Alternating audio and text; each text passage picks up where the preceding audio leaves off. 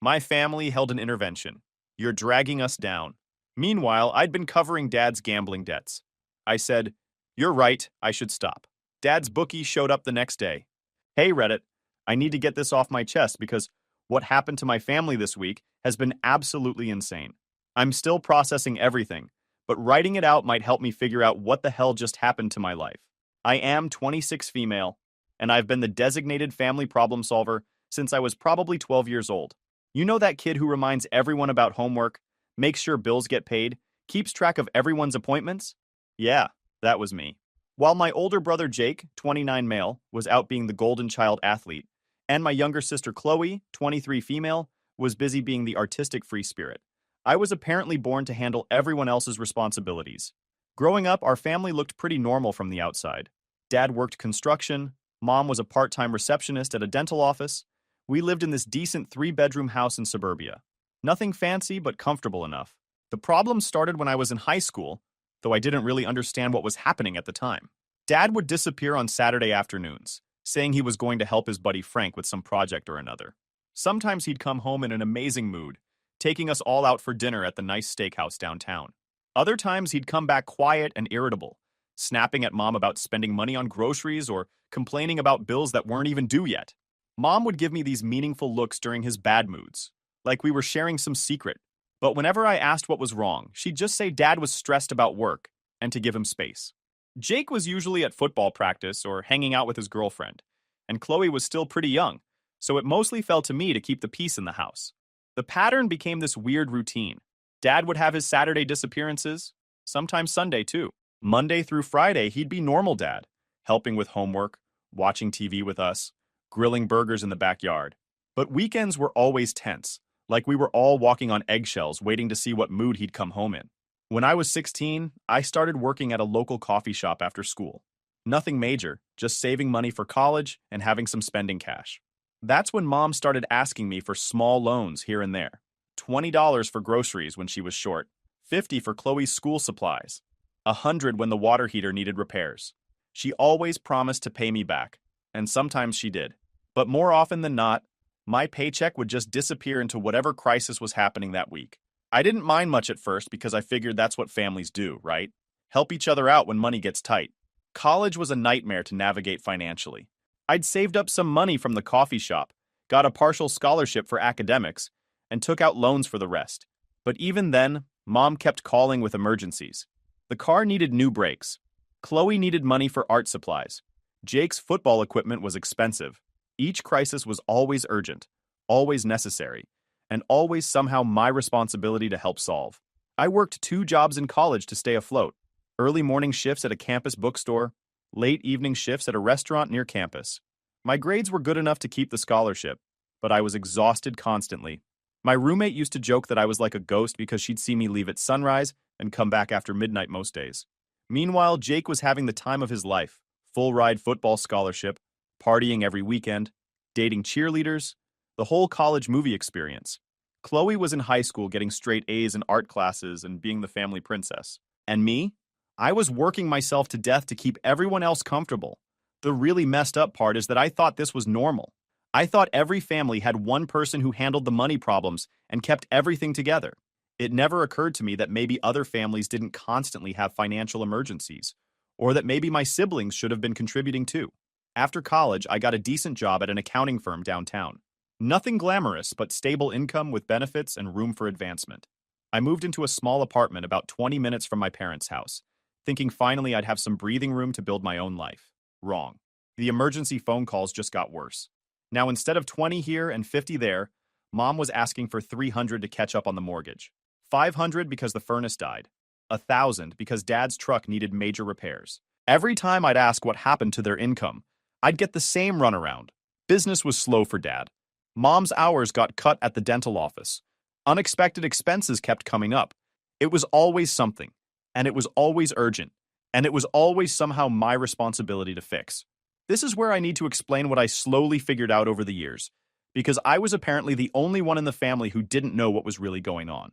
Dad wasn't helping his buddy Frank on weekends.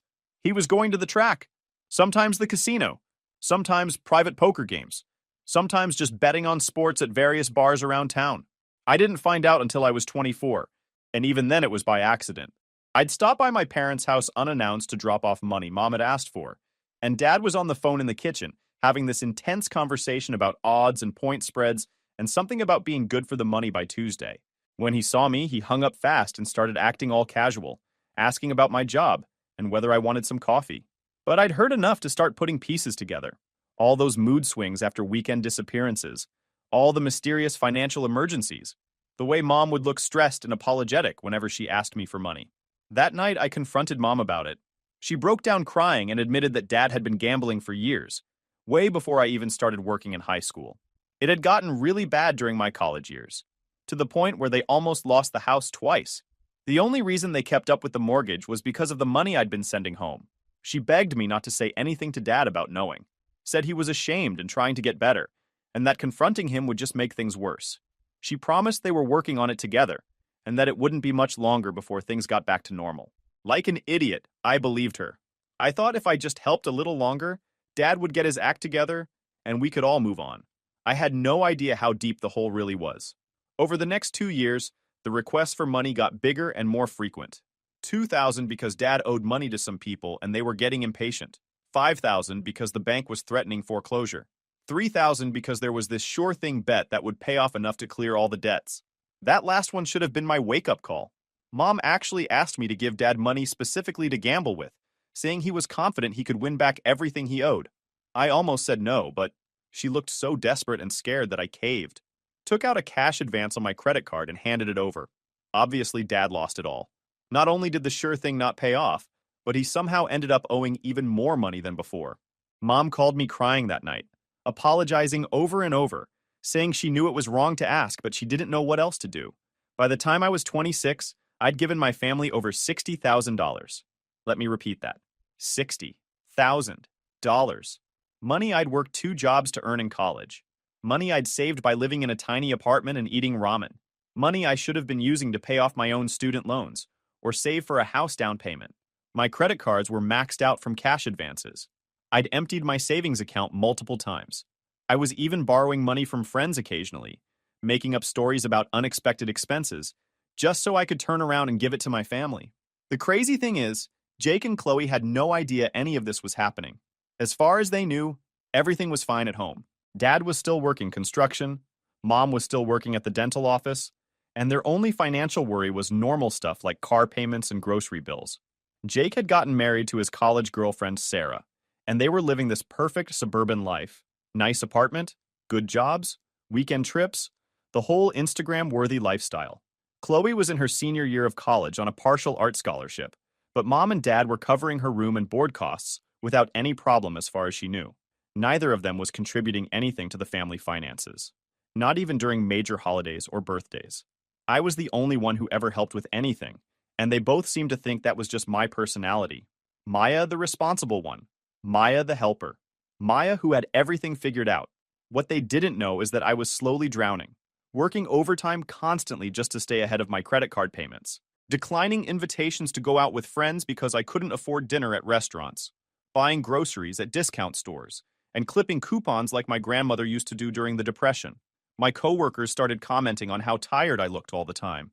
My boss pulled me aside once to ask if everything was okay at home, because my performance was starting to slip. I was having anxiety attacks in bathroom stalls at work, panicking about how I was going to make my rent if Dad needed another emergency payment.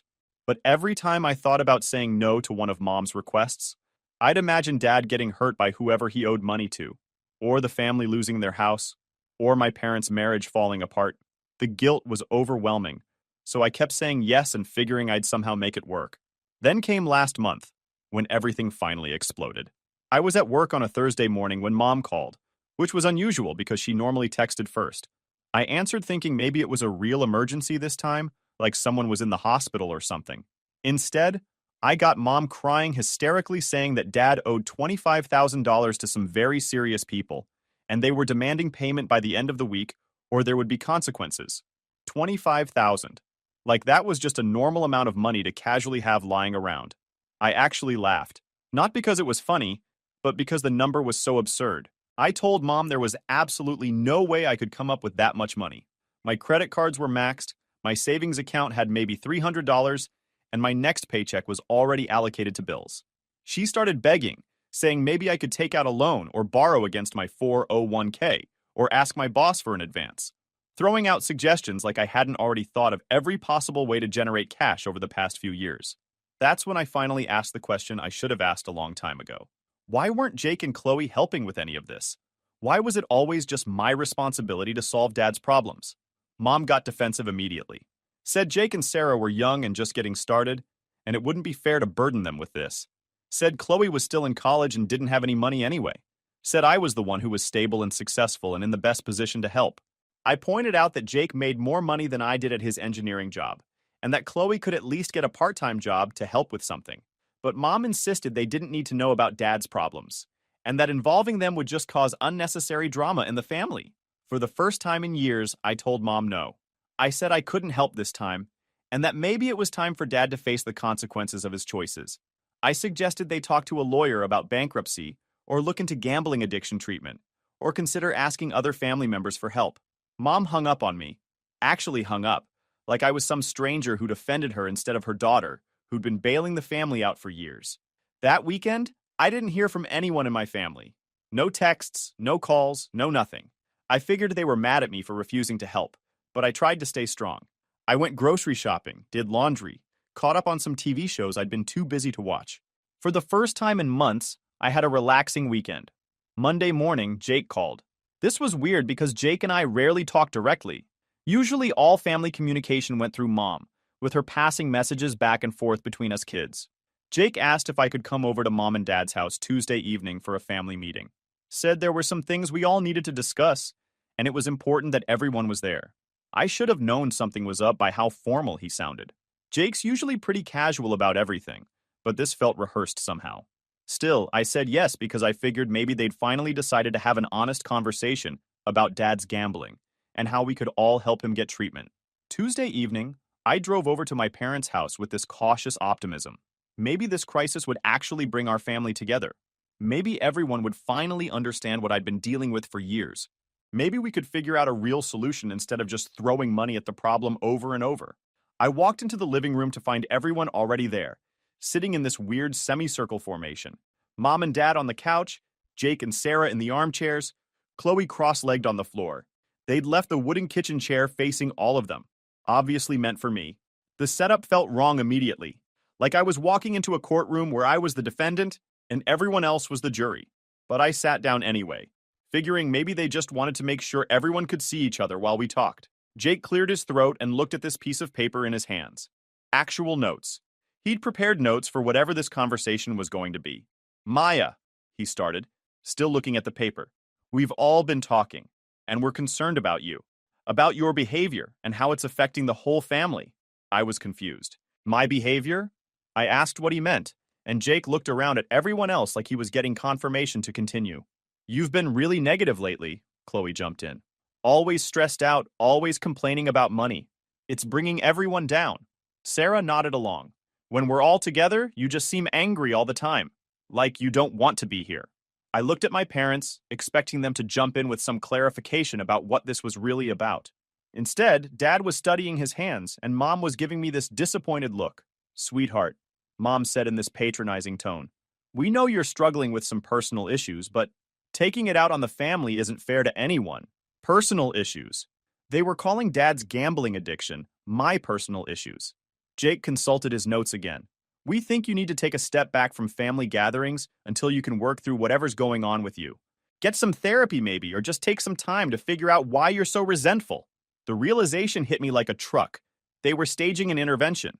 For me, they thought I was the problem. I asked them to clarify what exactly they thought I needed to take a step back from. Were they saying I wasn't welcome at family events anymore? Not forever, Chloe said quickly. Just until you can be more positive. More like your old self. My old self. The version of me who smiled and nodded and handed over money whenever anyone asked. The version who worked 2 jobs to pay for everyone else's problems and never complained about it. I looked around at their faces, these people I'd sacrificed years of my life to help, and realized they genuinely thought I was the toxic one in this situation. They'd completely rewritten history in their minds to make me the villain. Sarah was the one who delivered the final blow. Jake told me you've been really irresponsible with money lately, borrowing from friends and stuff. Maybe getting your finances together should be your first priority before you worry about family relationships. Irresponsible with money. I'd been borrowing from friends to give money to my family, and somehow that made me the fiscally irresponsible one. That's when I started laughing. Not cute giggles, but this bitter, incredulous laughter that made everyone shift uncomfortably in their seats. They thought I was having some kind of breakdown, which honestly maybe I was. You're right, I said once I got control of myself. You're absolutely right. I should stop. Jake looked relieved. We're just trying to help you, Maya. We love you, but your negativity has been really hard on everyone. No, I continued, still smiling this weird smile I could feel on my face. You're right that I should stop. I should stop enabling Dad's gambling addiction. I should stop covering his debts so you all can pretend everything's fine. I should definitely stop sacrificing my financial future so everyone else can stay comfortable. The room went dead silent. Dad's head snapped up, and Mom's face went white.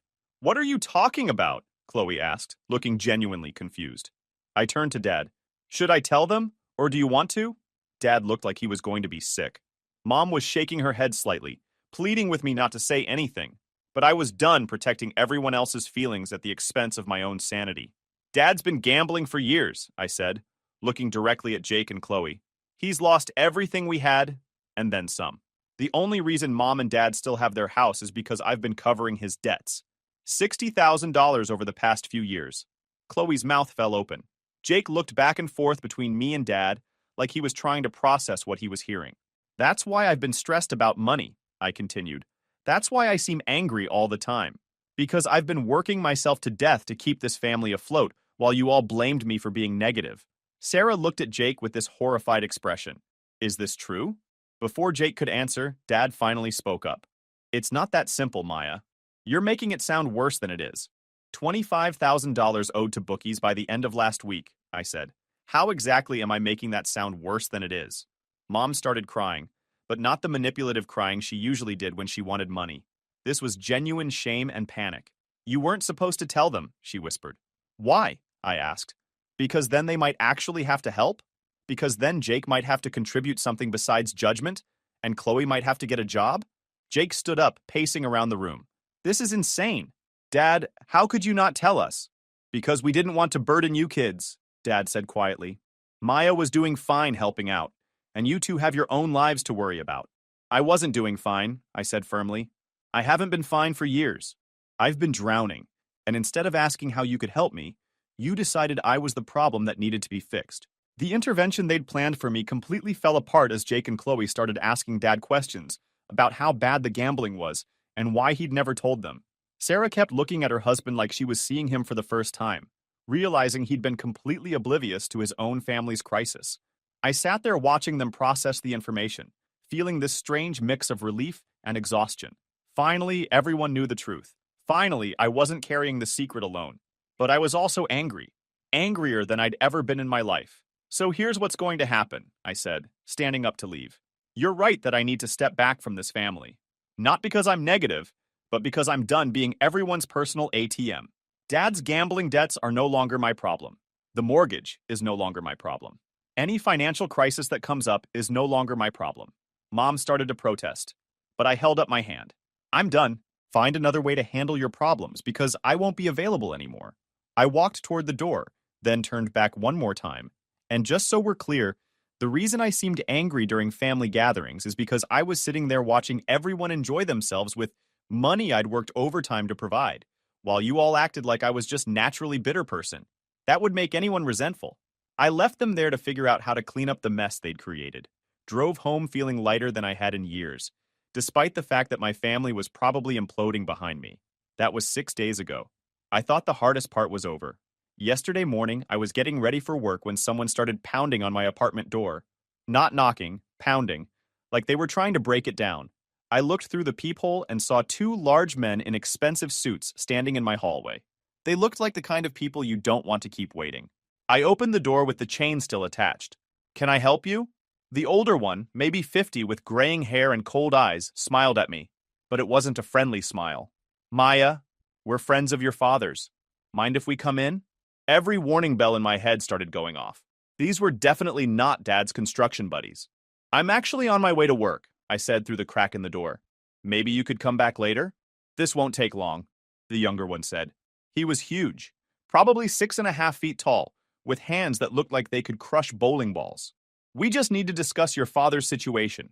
I told them I didn't know anything about my father's situation and that they should talk to him directly. The older man's smile got wider and somehow more threatening. See, that's the problem. Your father seems to have disappeared. His wife says she doesn't know where he is, but she mentioned you might be able to help us out. My blood ran cold. Mom had given them my name and address. I don't have any money, I said, which was basically true. After years of bailing out my family, I had maybe $800 total between my checking account and savings. Your father owes us $28,000, the older man continued conversationally. Interest keeps adding up, you understand. Time-sensitive situation. 28,000. It had been 25,000 just a week ago. He borrowed money from you? I asked, though I already knew the answer. Let's say he made promises he couldn't keep. But don't worry, we're reasonable people. We know family helps family. The way he said it made me sick. These people thought I was another resource they could tap, just like everyone else in my life.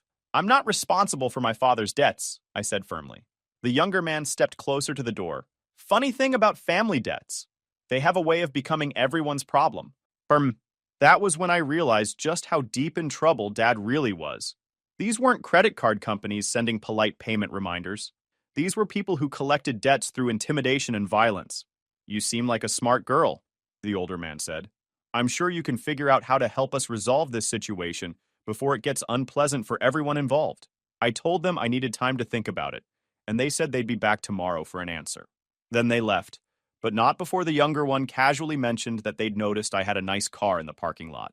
After they were gone, I sat on my couch shaking. This was what Dad had been hiding from us all these years. This was why Mom had been so desperate for money, so scared when I said no. I called Dad's phone, but it went straight to voicemail. Called the house, and Mom answered on the first ring, like she'd been waiting by the phone. Maya, thank God. Did those men find you? You gave them my address? I was trying not to scream. They said they just wanted to talk to you. They seemed nice enough. Nice enough. These loan sharks seemed nice enough to her. Mom, where is Dad? She started crying again. He's staying at a motel somewhere. He's scared to come home because those people keep showing up at the house. He says he's going to figure something out. But Maya, I don't know what to do. What exactly does he owe money for? Between sobs, Mom explained that Dad had been borrowing money from these people for months, promising he could pay it back with his next big win. When I refused to give them the $25,000 last week, Dad had panicked and borrowed even more money to try to win enough to cover the original debt. Obviously, he'd lost it all. Not only was the original debt still there, but now there was additional money owed plus interest and penalties for late payment. They want $28,000 by tomorrow, Mom whispered. Maya, I know you said you were done, but this is really serious. These aren't the kind of people you can ignore. I hung up on her. Actually hung up. Something I'd never done to my mother in my entire life. Then I called Jake. Maya, I was just about to call you. We've been talking about Dad's situation, and Sarah and I want to help however we can. 2 men just showed up at my apartment demanding $28,000 for Dad's gambling debts. Silence on the other end of the line. Are you serious? I told him about the visit, about Mom giving them my address, about Dad hiding in a motel somewhere while his family dealt with the consequences of his choices. This is insane, Jake said.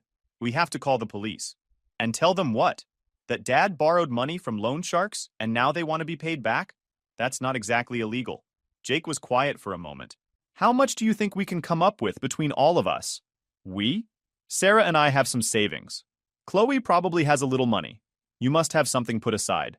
I started laughing again, that same bitter laugh from the intervention. Jake, I have $800 to my name. Total. I've given this family everything I had for years, and now you want me to figure out how to come up with more money to solve another crisis. But these people sound dangerous. Yeah, they do, which is why I'm not getting involved anymore. Maya, you can't just abandon the family when things get serious. Watch me.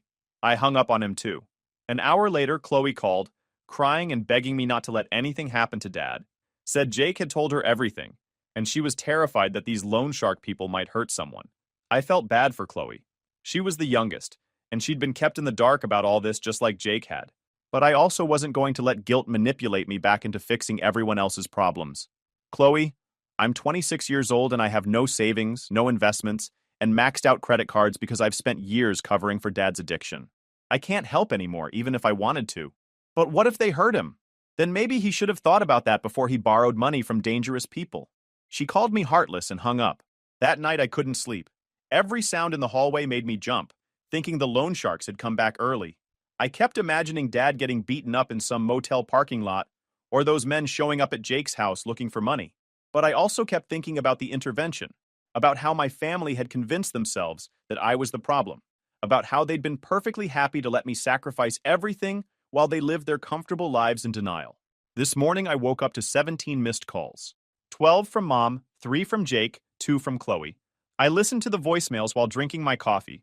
Mom, Maya, please call me back. Those men came to the house again, and they're getting impatient. Jake, we're all going to meet this afternoon to figure out how to handle this. You need to be there. Chloe, I'm dropping out of college to get a job and help with money. This is all falling apart.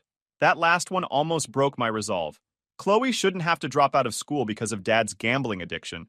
But then I remembered that I'd essentially dropped out of having a normal young adult life years ago to cover these same debts, and no one had been concerned about that.